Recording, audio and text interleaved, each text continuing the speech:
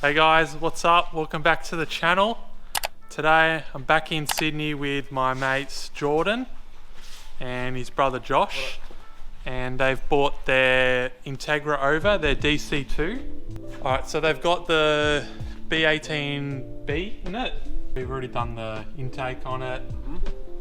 So they bought it over because we're going to do some work today on, we've got to address the coilovers. They're a bit bouncy. I think we need to adjust the spring preload.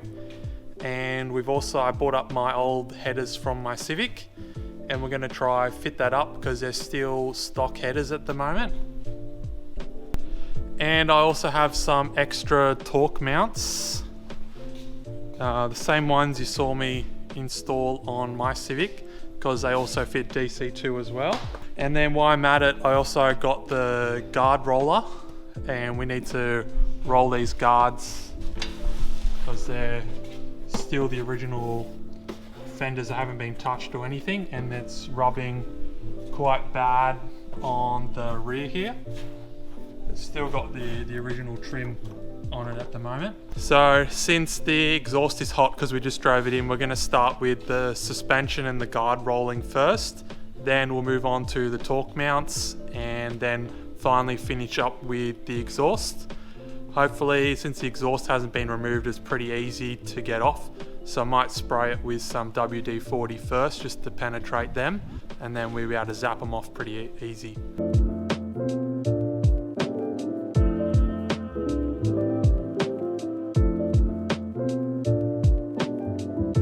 Spring doesn't feel super loose. Like normally you can spin it around, so we'll just crack the bottom collar off and then we'll back the top one off, and I'll do it up just till the spring's captive, and then we'll go another 5mm.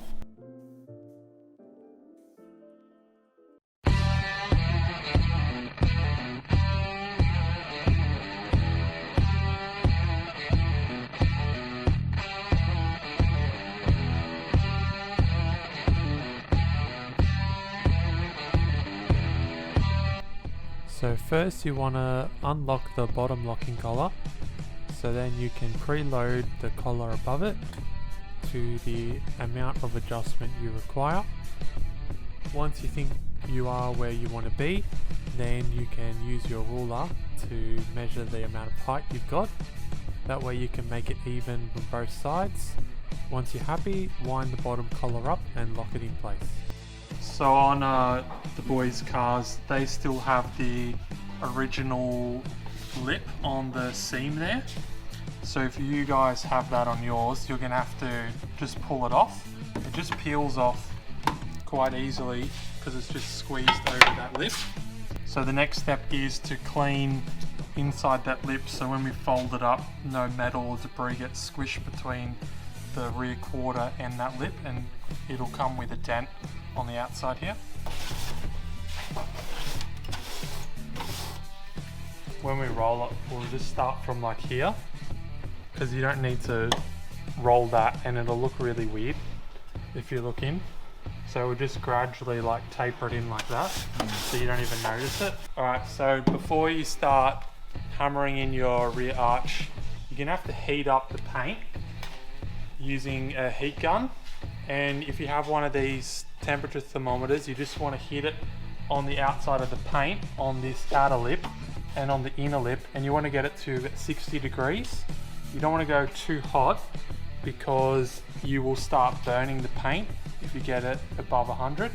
So then once the paint's soft, we can start bending in that metal so it doesn't actually crack. If we try and fold it in while it's cold, the paint's gonna fatigue and just crack, and it's gonna look really shit along there. So we'll heat it up first, we'll start bending it, heat it up again, bend it some more until we get it to where we want. And then with the heating, you don't want to focus in one point too long. You sort of evenly want to spread that heat. And like I said before, we don't need to go much further than here because the wheels are only contacting in the middle. Here is a problem.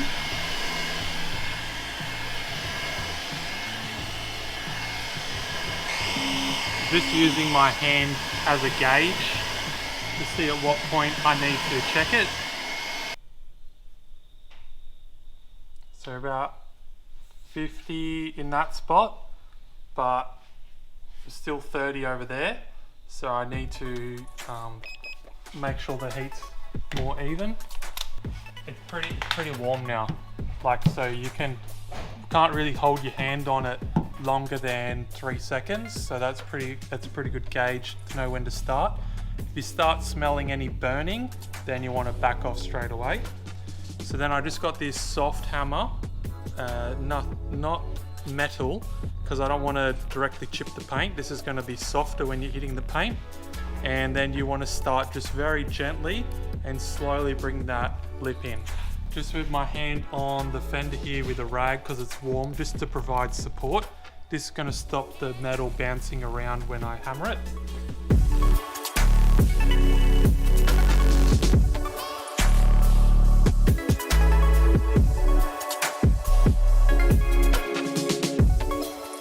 So we're going about a quarter of the way. So now I want to have a break, and then I'm just going to heat it up again for another round.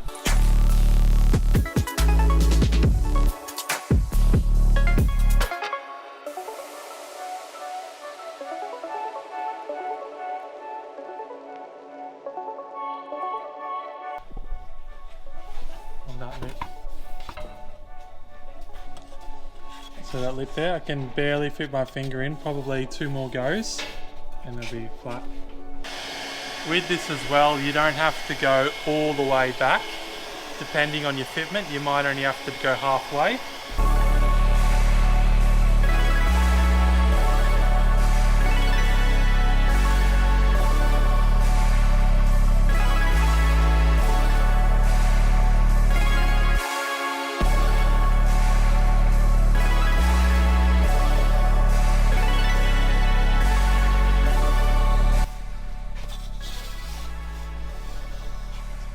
It.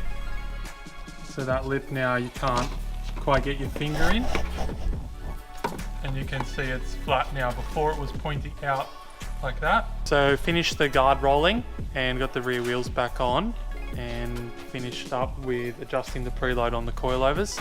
So now we're going to go on to doing the exhaust. So we just took the heat shield off, gave us some problems with those rusted bolts rounding on the top, but we managed to get them off. And then I've just sprayed some penetrant on the bolts and the nuts here holding the flange of the headers.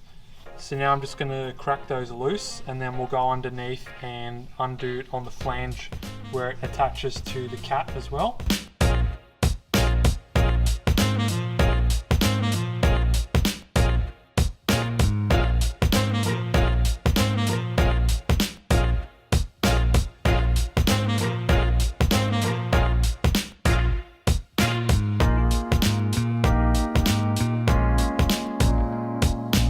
We'll go under the car and do the flange on the cat. We also got the oxygen sensor we'll need to remove. So I'll unplug it and then we'll remove it off the car. First I'm going to remove these bolts holding the headers onto the cat. Then you've got 2 more on this flange on the side. Then there's 3 that hold the bottom part of the headers to the top part, which you can release. And then pull that out. Lower the car down, and then you can remove the other half from the top quite easily. So to install the new manifold, it's easier to pull it up from the bottom. In this case I just got Jordan helping me just to avoid anything down the bottom there. And I also had to release the clutch slave cylinder just to give me a bit more room as well. So I just got the headers on the car now, and just lining it up with the flange already on the car, and you can see it's just slightly out of rotation. So I'm just going to make a cut here. This is just on the other side of the oxygen sensor bung here, so that I'm just going to rotate that up a bit so the holes line up. And I just went to Super Cheap Auto and I got this gasket, and that has the same hole centers, and it's 2.5 inches in diameter in here, which matches up with the pipe diameter on here. So I'm no longer going to be using the donut in here. I'm just going to use the flange on the two to bolt it up, and hopefully that doesn't leak. I'm just cutting the headers on the bench here because it's a lot easier to cut around it on the bench than it is on the car, and it's a bit of an awkward shape you can't fit in the drop saw or band saw.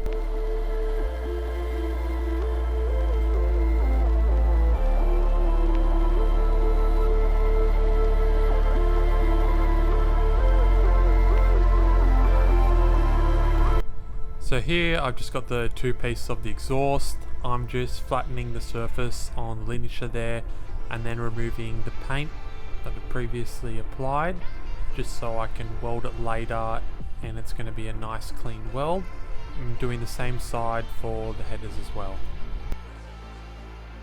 So you can see where I've cut the two pieces of exhaust and I got that flange bolted up, and now these two pieces I got lined up ready to tack up. I've got the earth on with the welder, and I'm just going to be MIG welding this to tack it in place and then take it off the car and weld it up.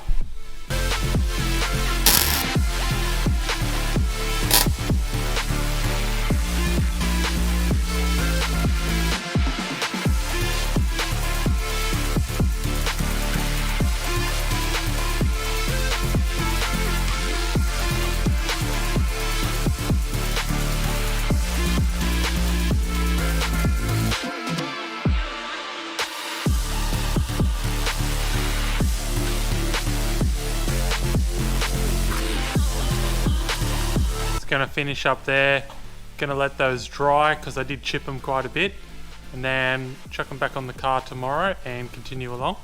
So the headers have dried now, the paint on them, and it looks a lot better. So I'm going to chuck them on the car now and bolt up the flange on the engine first, and then we'll go down and I'll put the oxygen sensor in and also put the gasket on for the flange to the cap.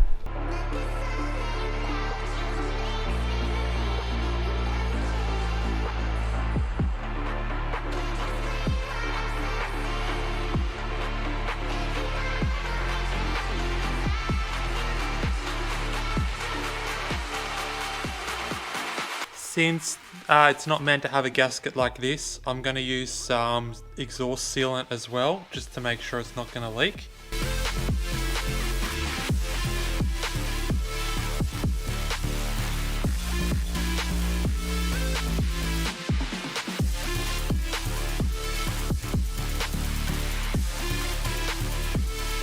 Oxygen sensors back in. While I had the car on the hoist, we also changed the oil filter and dumped the old oil and replaced it with some 1050 Penrite synthetic oil. So I just got this mount on, used two different bolts from a different set because the thread pitch wasn't right, and got the original bolt back on. Now I'm going to move on to the other side. Same story, two bolts, the one on the end, and then we'll be able to slide. This one can just slide on a bit easier. Just show you because it's a little bit of a easy hack. If you pull the bush out, you can actually slide that over and then put the bush on and then install it inside like that and slide it on. So you don't have to release anything, and then you can just bolt it up like normal. Alright, well I got the other mount situated on, and then I went and threw the wheels back on the car as well. And I installed this little rubber beading along the lip here and added two more screws just in here just to hold the lip down, because you can see here where the lip's been moving, it's scratched the paint. This is the rubber strip I used. I just got from Bunnings, it was $10.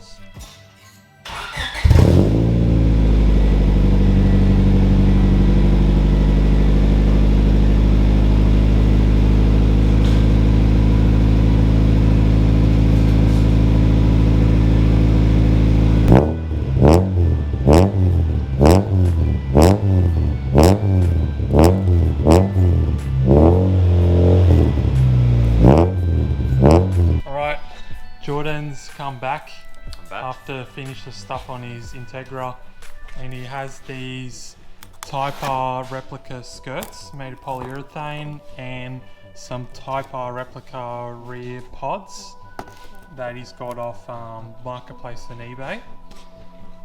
So we just gotta take off these original DC4 skirts, and then we're gonna line up the new ones and screw them on.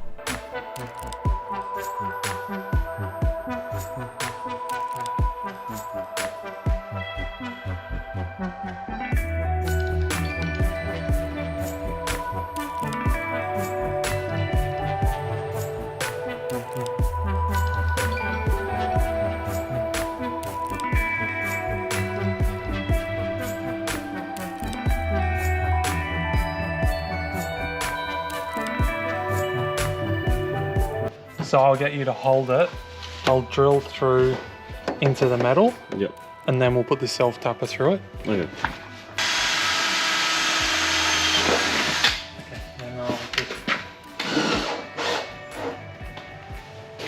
and then we'll do one more. Here we're just putting some self-tapper screws in place of the body clips that used to be on there. These just hold the skirt up a bit better because the plastic clips have a bit of movement still in them.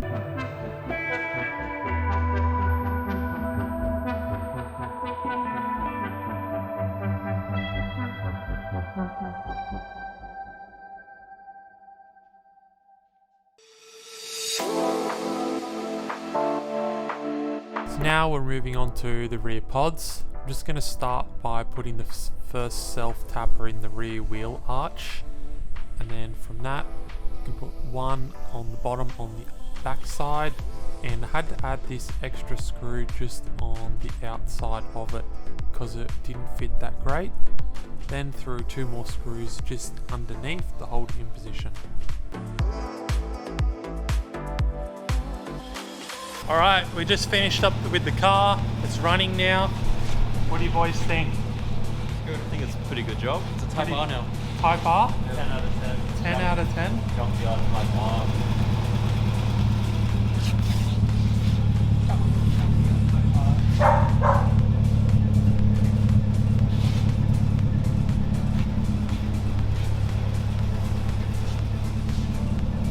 Alright, put your comments down below if you have any questions. If not, like, comment, subscribe, and I'll see you for the next time.